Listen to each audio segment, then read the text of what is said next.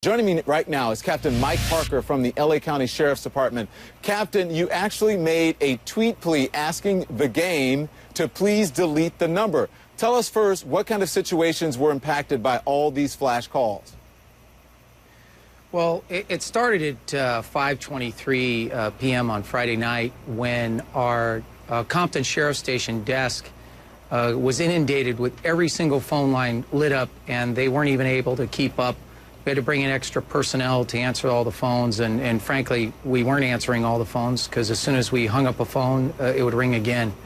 Most of the calls were hang-ups. As soon as our people said, Compton Sheriff's Station, may I help you, they hung up. So our people initially thought that this was some kind of technical problem and called the phone company and our Sheriff's Communications Center and tried to get to the bottom of it. But then a few of the callers started asking for a rapper internship, and our guys were able to determine that there had been a tweet went out. And so they reached me, and I have a presence on Twitter, as the LA County Sheriff's Department does, and reached out to the rapper in an attempt to get him to take down the phone number. Okay, so Captain, I want to understand this. Why didn't these calls go to voicemail? This wasn't a 911 line, right? Correct. A lot of members of the public are still under misconceptions about 911. And really, there's two primary ways for most people to reach their local law enforcement. And one is 911, and the other is a helpline, a business line. And we sometimes get 911 calls for people asking questions about a parking ticket. And sometimes on the regular helpline, we get a phone call reporting a shooting. So although there's been this tremendous public information campaign about 911, we still get a lot of critical calls on our regular helplines. Captain Parker, what's the sheriff going to charge him with?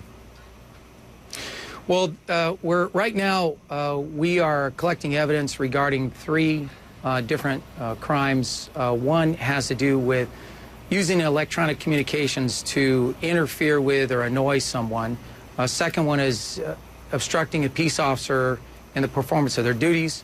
And then the third one is interfering with the law enforcement communication systems. And we are presenting this information, this evidence, and we will present it to the Los Angeles County District Attorney's Office. And the District Attorney's Office decides whether or not the case would be filed.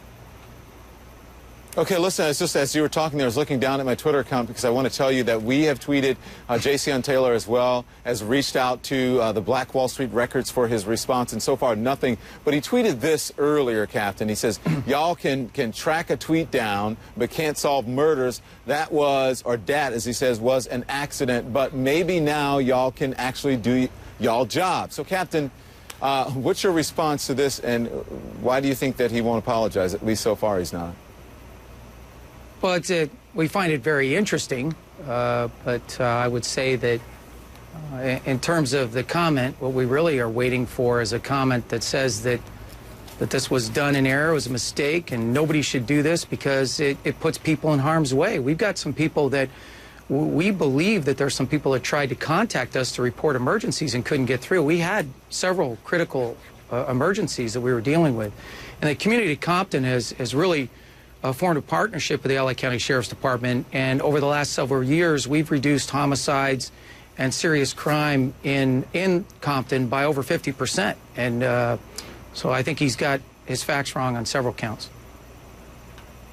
All right, Captain Mike Parker from the LA County Sheriff's Department, thank you, sir. Appreciate it. Sure.